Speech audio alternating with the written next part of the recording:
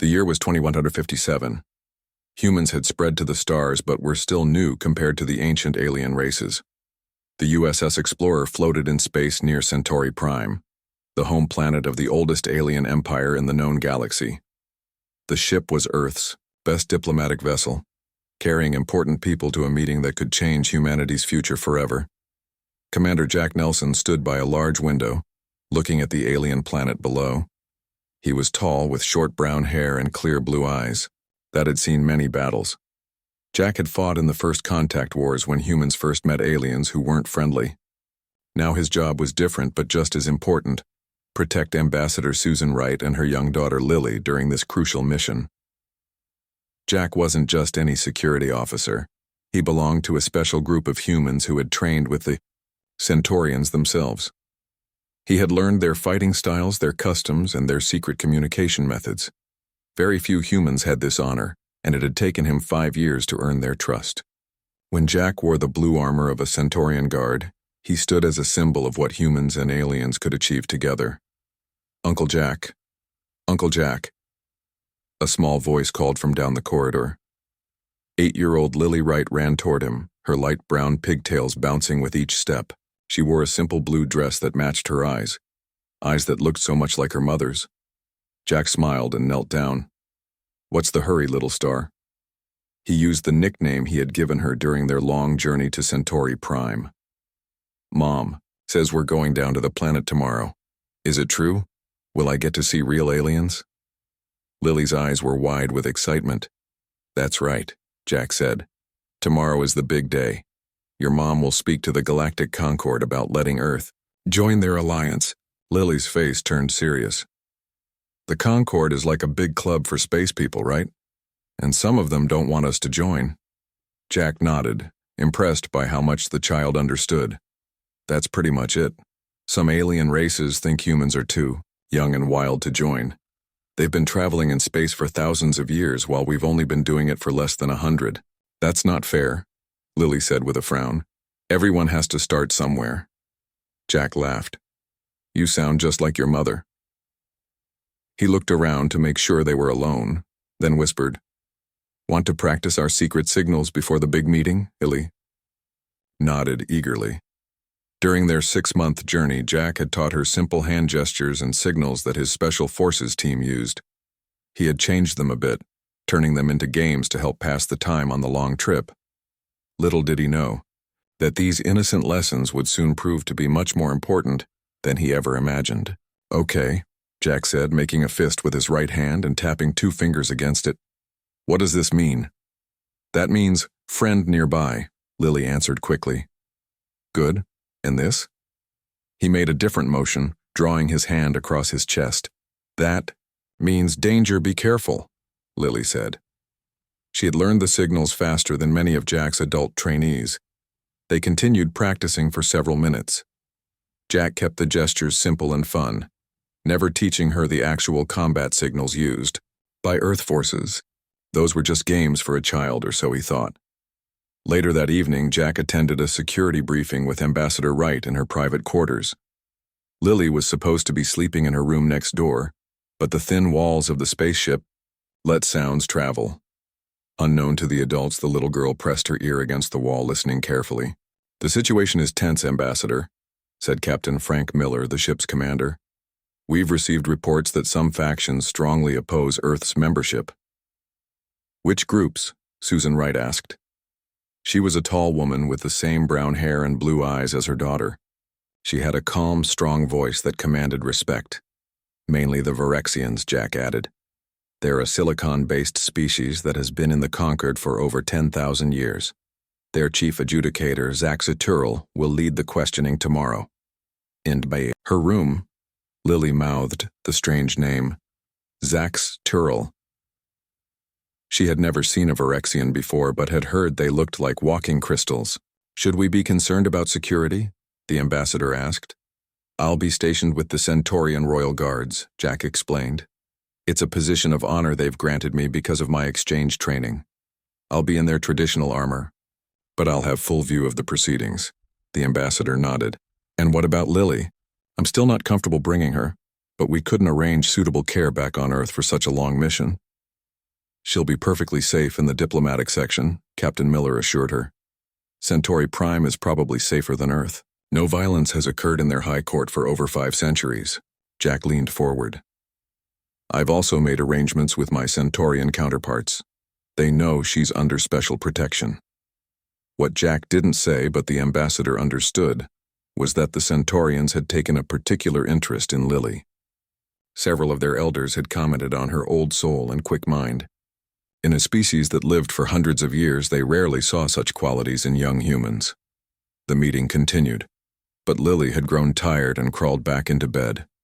She dreamed of crystal people and strange courts where her mother would speak, for all of Earth. The next morning arrived quickly.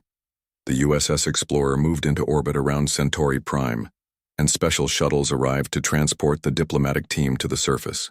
Lily stood in her formal clothes, a simple but elegant white dress with a blue sash. Her mother wore an official Earth diplomatic uniform with gold trim that marked her as an ambassador. Jack met them at the shuttle bay. He was already dressed. In the azure armor of a Centaurian guard, the metal plates shaped to fit his human form. "You look like an alien," Lily gasped. Jack smiled. "Today, I represent both worlds." He knelt to her level. "Remember what I told you about the court? Be quiet, sit still, and don't wander off," Lily recited. "That's my girl," Jack said. "This is a big day for your mom and for Earth." As they boarded the shuttle, Jack took his position with the other security personnel. From the window, Lily watched as they descended toward the gleaming spires of the Centaurian capital. The buildings were like nothing she had ever seen, tall structures that seemed to be made of light and crystal rather than steel and concrete. What none of them knew was that this day would change not just Earth's place in the galaxy, but the future of the Galactic Concord itself. And it would all begin with a small girl and a secret gesture that would save countless lives. The shuttle landed softly on a wide platform made of shining blue stone. Lily pressed her face against the window, amazed by the tall crystal towers that reached toward the pink sky of Centauri Prime. Everything looked clean and perfect, as if the whole city had been built yesterday. "Remember to stay close," Ambassador Susan Wright told her daughter as they prepared to exit the shuttle. "This is a very important day." Lily nodded, her eyes wide with wonder. A group of tall beings waited for them on the landing platform. They stood at least 7 feet tall with pale blue skin that seemed to glow from within. Their bodies were thin but strong-looking, and they had 4 long fingers on each hand. Their faces were almost human, except for the lack of a nose and the large almond-shaped eyes that shimmered like pools of silver. "The Centaurians," Lily whispered to herself. She had seen pictures, but they were much more impressive in person. One of the Centaurians stepped forward and bowed. "Ambassador Wright, we welcome you to our home world. I am First Minister Jen La. We are honored by your presence." Ambassador Wright returned the bow exactly as she had practiced. "The honor is ours, First Minister. Earth is grateful for Centauri's support of our petition." Jack Nelson had moved ahead with the other guards. He now wore a helmet that hid most of his face, making him look almost like the Centaurian guards he stood with. Only his human height and build set him apart. Lily watched as he took his place in the formal line of guards, his movements perfectly matching the aliens beside him. A floating platform carried them from the landing area to the great high court. Lily sat quietly between her mother and her mother's assistant, a young woman named Kate Lee, who had the job of taking notes during the meeting. As they moved through the city, Lily saw many different kinds of aliens walking on the wide streets or riding in floating vehicles like theirs. "Look, those must be Virexians," Kate whispered, pointing discreetly to a group of beings that looked like walking crystals. Their bodies were formed of connected clear and purple crystal segments that clicked softly as they moved. Instead of faces, they had a cluster of smaller crystals that glowed from within. "They don't look very friendly," Lily whispered back. Kate smiled. "They're one of the oldest species in the Concord. They think humans are too young and wild to join their group." "That's silly," Lily said. "Everyone has to start somewhere."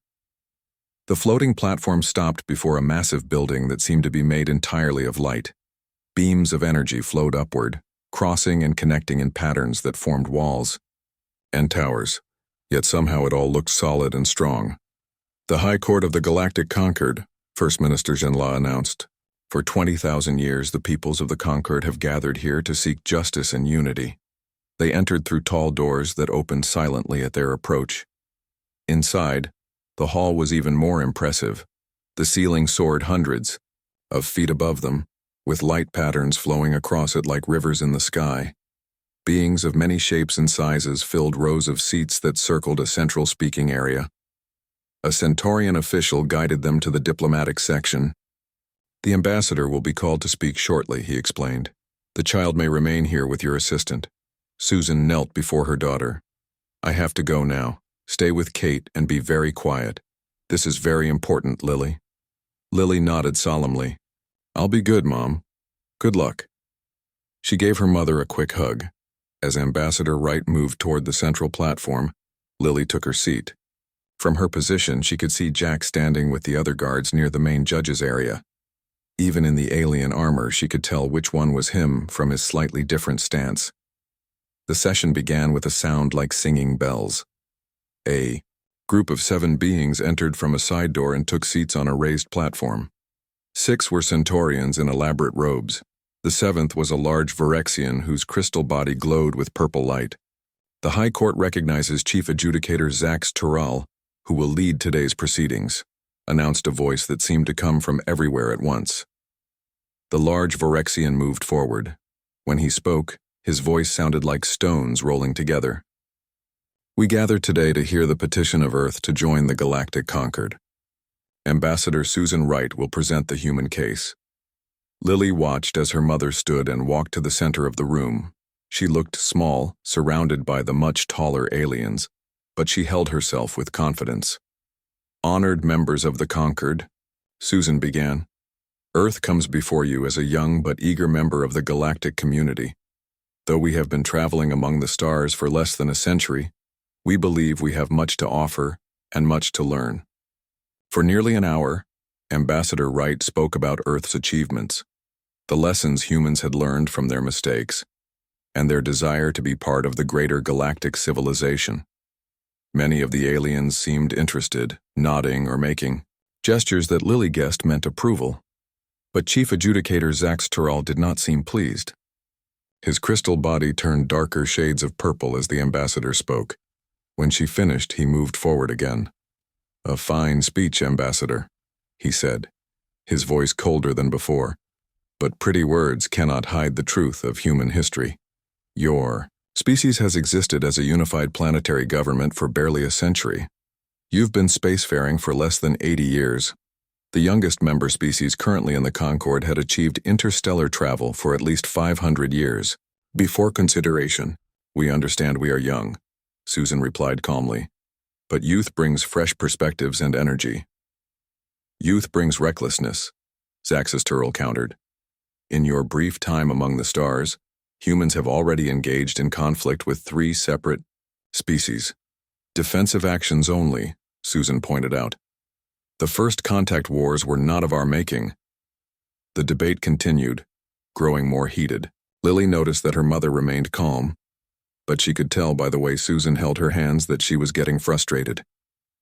Jack remained motionless at his post, but Lily could see his eyes watching everything. We will take a brief recess, announced the lead Centaurian judge finally. The court will reconvene in 1 hour. As people began to move around, Kate turned to Lily.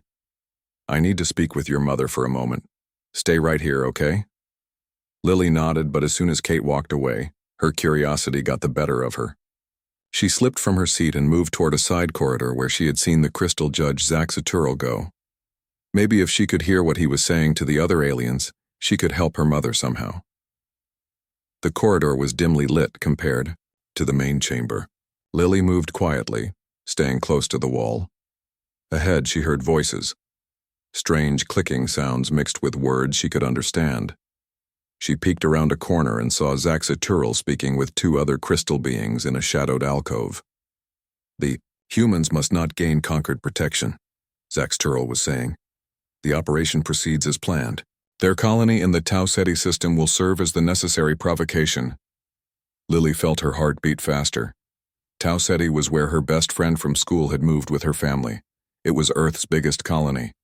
One of the other Vorexians made a series of clicks. The device is prepared.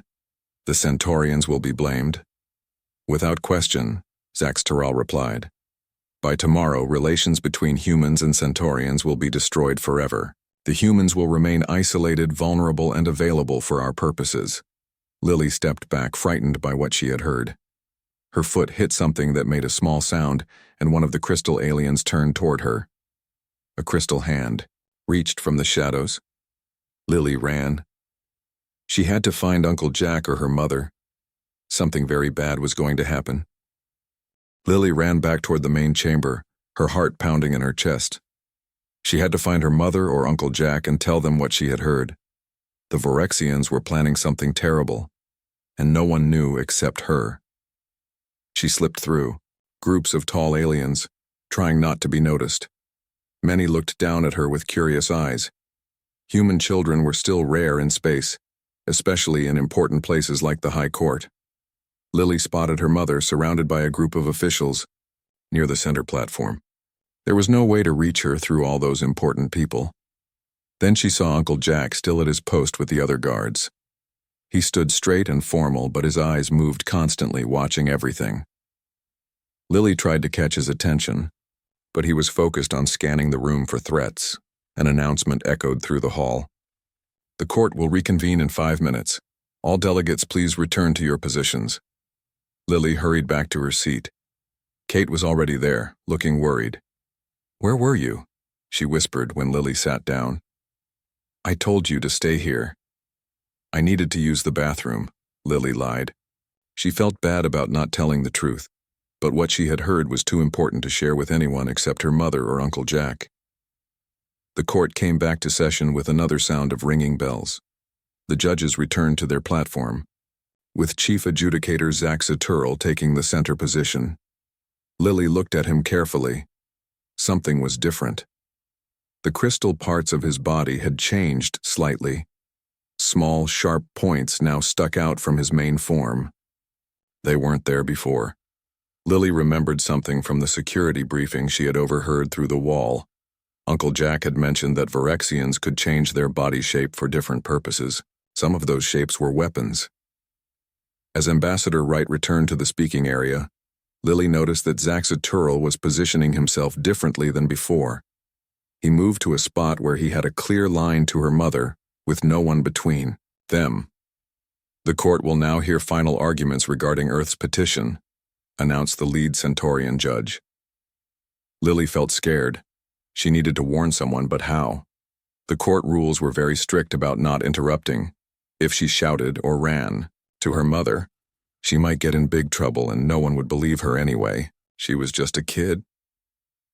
Then she remembered the secret signals Uncle Jack had taught her. He was watching the room carefully. If she could catch his eye and use the right signals, maybe he would understand. Lily stood up slightly in her seat and tried to make eye contact with Commander Nelson. For several minutes he didn't look her way. Then finally, as he scanned the diplomatic section, his eyes met hers. Lily's hands moved quickly, making the gestures Jack had taught her. But instead of using the simple game versions, she remembered the real signals she had heard described during the security briefing. First, she made the sign for hostile, followed by the one for weapon, and then imminent attack. Her small fingers formed each sign perfectly. Jack's face didn't change, but Lily saw his eyes widen slightly. He gave her the tiniest nod to show he had seen her signals. Then his eyes moved to where she was looking, at Chief Adjudicator Zaxteral. The Vorexian was speaking now, his crystal voice filled with false concern.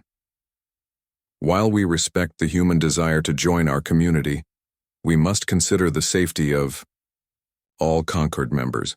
Humans have shown themselves to be unpredictable and potentially dangerous, perhaps in another century or two. As he spoke, Zaxteral moved even closer to Ambassador Wright. The pointed crystals on his body began to vibrate slightly. Lily could see it, but no one else seemed to notice. The vibrations got faster. Jack was examining the Vorexian carefully now.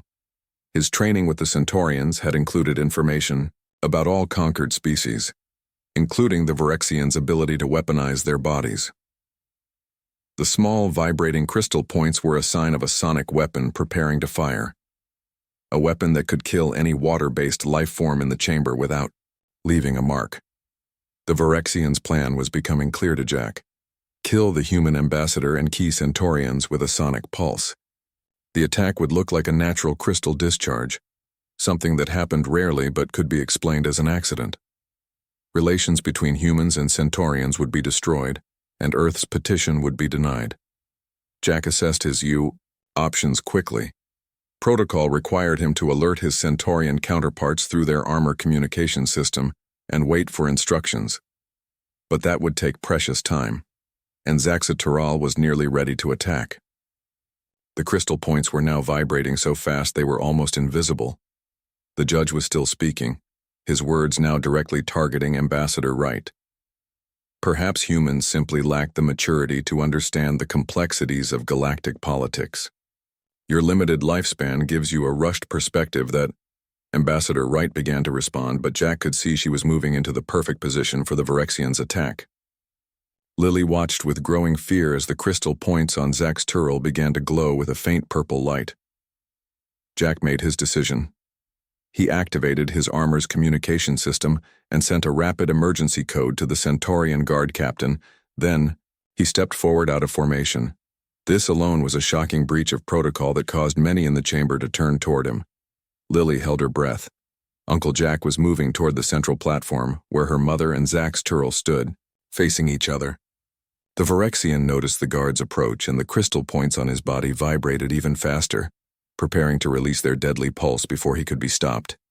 Jack moved with lightning speed, his training from both Earth Special Forces and Centaurian guard techniques making his movements a blur. He crossed the 10 meters to the central platform in seconds. The entire court fell silent in shock as a royal guard broke centuries of tradition by approaching the judge's platform unbidden. Susan Wright turned, confused by the sudden movement. "Commander Nelson?" she asked, recognizing him despite the partial helmet. Zaxatural's crystal body began to emit a high-pitched whine, the sound just before a sonic discharge. Jack had seconds to act. "Security protocol override," Jack shouted in perfect Centaurian language. The formal words echoed through the silent chamber. It was the highest emergency procedure in Centaurian security, one that had not been invoked in the High Court for over 300 years. Then, to the absolute shock of everyone present, Commander Jack Nelson reached out and delivered a precise strike to the specific crystal formations on Zaxatural's body, what looked to most observers like a shocking slap across the judge's face. The Virexian made a sound like shattering glass and staggered backward. The vibrating crystal points stopped immediately. Gasps and shouts filled the chamber as the unthinkable happened. A human guard had physically struck a chief adjudicator of the Galactic Concord. Centaurian guards rushed forward, surrounding both Jack and Zaxatural. The Virexian buzzed with rage, his crystal body turning deep purple with anger. "Arrest this human," Zaxatural demanded. "This is an outrage. An attack on a chief adjudicator is an act of war." But the Centaurian guard captain had received Jack's emergency code. He stepped forward and spoke in a calm, clear voice. "Scan the adjudicator for weapons configuration." Another guard produced a device and passed it over Zaxatural's body. It emitted a series of urgent beeps. "Sonic pulse weapon," the guard announced, "armed and ready to discharge." The chamber erupted into chaos. Weapons of any kind were strictly forbidden in the High Court. For a judge to bear arms during proceedings was one of the highest crimes possible under Concord law. In the confusion, Lily slipped from her seat and ran toward her mother. Susan caught her daughter in her arms, holding her tight as Centaurian security surrounded them protectively. "How did you know?" Susan whispered to Jack as he moved to shield them both. "Lily," he said simply, looking down at the brave little girl. "She gave me the warning signal." The main chamber of the High Court had turned into a scene of confusion. Guards surrounded Zaxatural while officials spoke in urgent, hushed tones. The Virexian judge continued to protest loudly, his crystal body flashing with angry purple light. This is a misunderstanding, a malfunction of my natural crystalline structure, Zaxaturl insisted. The human attacked me without cause. Jack stood protectively near Susan and Lily, his eyes never leaving the Virexian. 2 more Centaurian guards had joined him, forming a protective circle around the human ambassador and her daughter. The lead Centaurian judge raised his hands, and the room gradually fell silent. His silver eyes looked troubled as he spoke. This is unprecedented in my 300 years on this court, he said. A weapon in the chamber, wielded by a chief adjudicator no less. Commander Nelson, explain your actions. Jack stepped forward and removed his helmet completely. His human face caused another small wave of murmurs through the crowd of aliens. Many had not realized a human had been serving among the royal guards. Honored Judge, Jack began in respectful tones. I observed the adjudicator's crystal structure change into a sonic pulse configuration. This is a known Virexian weapon that can kill water-based life forms instantly. He pointed to the now inactive crystal points on Zaxaturl's body. These formations were vibrating at increasing frequency. The final stage before discharge, the Centaurian guard captain stepped forward. The emergency scan confirms this, he added. The formations match known Virexian weapon configurations in our security database. Nonsense, Zaxaturl buzzed angrily. These are natural formations that appeared due to stress. I demand this human be punished for his attack on my person. The lead judge looked uncertain. The word of a chief adjudicator against that of a human guard, even one trained by Centaurians, was a difficult situation. The evidence of the scan was troubling, but not conclusive. I saw it too, a small voice said suddenly. All eyes turned to Lily, who stood beside her mother. Susan put a protective arm around her daughter. The child is not a recognized witness, Zaxaturl said dismissively. Her testimony has no standing in this court. The lead judge looked down at Lily with kind silver eyes. Young human, this is a very serious matter. What did you see? Lily stepped forward slightly. She felt scared with all those alien eyes watching her, but she knew she had to be brave. I was exploring during the break, she began in a clear voice. I heard Zaxaturl talking to 2 other crystal people in a side hall. He said the humans must not gain conquered protection. He talked about an operation and said something about using the Tau Ceti colony as necessary provocation. Then one of the others asked if a device was ready and if the Centaurians would be blamed. Zaxaturl said yes, and that by tomorrow humans and Centaurians would hate each other forever. Complete silence filled the chamber. The testimony of a child would normally carry little weight, but the specific details she provided were damning. When the session started again, Lily continued, I noticed those pointy crystals on his body that weren't there before. I remembered hearing Uncle Jack tell my mom that Virexians can make weapons with their bodies. That's when I signaled to Uncle Jack. And how did you signal? The judge asked, his tone gentle but serious. Uncle Jack taught me special hand signs during our trip here, Lily explained. We played games with them, but I also heard the real meanings when he was talking to my mom about security. Jack looked at Lily with new understanding. The child had not only learned the simplified signs he'd taught her, but had absorbed the actual military signals during briefings she must have overheard. And she had used them perfectly at the critical moment. The Centaurian guard captain turned to Zaxaturl. If the child's account is true, then you not only plan to attack the court but are involved in a larger plot against both our peoples. This is absurd. Zaxaturl's crystal body was now pulsing with deep red and purple colors. The imaginings of a human child and the paranoia of a human guard. I demand a formal inquiry by neutral parties. The lead judge nodded slowly. Indeed, a full investigation is required. He made a gesture, and additional guards moved toward Zaxaturl. Until this matter is resolved, Chief Adjudicator Zaxaturl will be confined to diplomatic quarters under guard. Ambassador Wright and her party will also remain under protection. 2 guards gently took Zaxaturl's arms to lead him away. For a moment it seemed he would go peacefully. Then, with surprising speed, he twisted free and lunged toward Susan, Right. The humans will never join the conquered, he screamed, his crystal body suddenly extending sharp points in all directions. Jack moved without thinking. He threw himself between the Virexian and the ambassador, taking the full force of the crystal spikes against his armor. The impact knocked him backward into Susan, who fell with Lily still in her arms. The Centaurian guards reacted instantly, surrounding Zaxteral and using specialized devices that emitted a high-frequency pulse. The Virexian's crystal body froze in place, immobilized by the sound waves. "Take him to high security," the lead judge ordered, his voice cold with anger. "This attack removes all doubt."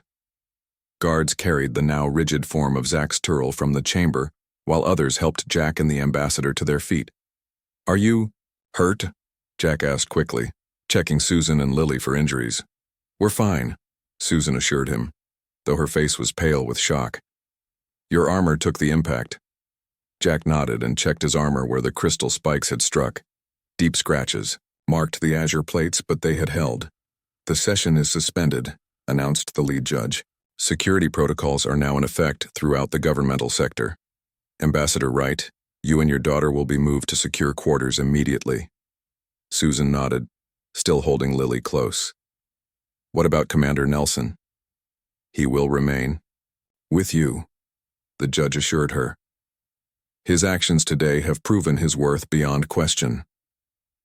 As they were escorted from the chamber, Lily looked up at Jack with wide eyes. "Did I do the right thing, Uncle Jack?" Jack smiled down at her. "You did more than right, little star. You may have saved the peace between our worlds." In a small, secure room deep within the Centaurian government complex, Susan, Lily, and Jack waited while the investigation unfolded. Guards stood at the door, and food had been brought for them. Lily sat quietly, drawing pictures on a tablet a kind Centaurian had given her. "How did you know to use those exact signals?" Jack asked her finally. "Those weren't the game versions I taught you." Lily looked up from her drawing. "I listened through the wall when you talked to Mom about security stuff. I know I wasn't supposed to, but it sounded interesting." Susan smiled despite the seriousness of the situation. "You have quite a daughter, Ambassador," Jack said with admiration in his voice. Before Susan could answer, the door opened. The Centaurian guard captain entered and bowed formally to all of them. "We have news," he said. "A search of Zaxteral's quarters revealed communication records with a separatist Virexian faction. The plot was much larger than we suspected. An attack on your Tau Ceti colony was planned for tomorrow, to be blamed on Centaurian extremists." Susan gasped. "Has it been stopped?" The captain nodded. "Warnings have been sent, and ships are already en route to intercept the attackers." He turned to Lily. "You have done both our peoples a great service, young human. The Emperor himself wishes to speak with all of you." Lily's eyes grew wide. "The Emperor? Really?" The captain's face formed what Jack recognized as a Centaurian smile. "Indeed. He has called for an emergency session of the full Conquered Council. It seems Earth's petition may be considered under exceptional circumstances." The Imperial Palace of Centauri Prime made the High Court look small and simple. Towers of light rose thousands of feet into the sky, connected by bridges that seemed to be made of solid rainbows. As Lily, Susan, and Jack were led through its grand corridors, even the adults felt like children staring in wonder. "This building is over 5,000 years old," their Centaurian guide explained. "The Emperor has lived here for 300 years since his ascension." Lily tried to imagine living in one place for 300 years. It seemed impossible to her 8-year-old mind. They entered a circular room with a high ceiling made of shifting colors. In the center stood a tall Centaurian wearing simple white robes. Unlike the other Centaurians who had pale blue skin, the Emperor's skin had a deeper blue tone that seemed to glow from within. "Ambassador Wright, Commander Nelson, and young Lily," the Emperor said in a voice that sounded like gentle music, "you honor us with your presence." They all bowed as they had been instructed. Jack, now back in his human diplomatic uniform, kept his bow especially low as a sign of respect. "The honor is ours, Your Imperial Majesty," Susan replied formally. The Emperor moved closer and looked down at Lily with silver eyes that seemed filled with stars. I understand it was you, small one, who discovered the plot against our peoples. Lily nodded shyly. I just happened to hear them talking, sir. I mean, Your Majesty. The Emperor's face formed the Centaurian version of a smile. And then you used signals to alert Commander Nelson at exactly the right moment. Uncle Jack taught me, Lily said, glancing at the commander. An excellent teacher and student, the Emperor noted. But most impressive is that you acted when you saw danger, despite being in a strange place among beings very different from yourself. The Emperor turned to Jack. And you, Commander, broke centuries of protocol to protect not just your own people, but mine as well. The sonic weapon would have killed many Centaurians in that chamber. Jack stood straight. I did what was necessary, Your Majesty. My training from both Earth and Centauri taught me to recognize the threat. Indeed. The Emperor turned to Susan. Ambassador, the events of yesterday have changed many things. The full investigation has confirmed everything. Zaxaturl was working with a separatist faction of Vorexians who believe the Conquered has grown weak. They plan to trigger conflict between humans and Centaurians to prevent Earth's membership and eventually break apart the entire alliance. And the Tau Ceti colony? Susan asked with concern. Safe, the Emperor assured her. Our ships intercepted the attackers. None escaped. The Vorexian government has denounced the separatists and promised full cooperation in rooting out any remaining plotters. Susan sighed with relief. Millions of humans lived in the Tau Ceti colony, including many families with children. There is more, the Emperor continued. I have called for an emergency session of the Conquered Council. It begins in 1 hour, and I wish all of you to attend. All of us? Susan asked, glancing at Lily. Yes, the Emperor said firmly. Especially the young one. This day will be remembered in Concord history, and she has earned her place in it. An hour later, they entered a chamber even larger than the High Court. Representatives from dozens of worlds filled tiered seating that rose in a great circle. Humans from other Earth ships had been brought to join Ambassador Wright's team, making their section more substantial. The Emperor himself led the session, standing in the center of the circle. Susan, Jack, and Lily sat in a place of honor near him. Lily noticed that many of the aliens were looking at her curiously. She tried to sit very straight and still, just as her mother was doing. Members of the Galactic Conquered, the Emperor began, his voice carrying effortlessly to every corner of the vast room. Yesterday we witnessed an attempt to destroy the peace we have maintained for millennia, a plot conceived by those who fear change, who resist the natural evolution of our alliance. He gestured toward the human section. Earth came to us as petitioners, seeking to join our community of worlds. Instead, they have proven themselves worthy allies before even gaining membership. A human guard trained in our ways prevented violence in our most sacred chamber. A human diplomat maintained dignity and calm in the face of danger. The Emperor turned to look directly at Lily. And a human child showed wisdom and courage that many adults lack. She saw danger to people not just of her kind, but of many kinds, and she acted to protect all. Murmurs spread through the assembly. Many of the aliens were nodding or making gestures that seemed approving. I propose that we set aside the normal procedures, the Emperor continued. Earth has proven its worthiness not through centuries of waiting, but through actions in a moment of crisis. I call for an immediate vote on Earth's membership in the Galactic Conquered. Excited sounds filled the chamber.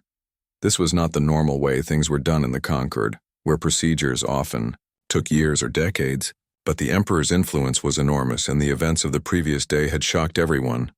The vote took less than an hour. When it was complete, the Emperor stood again.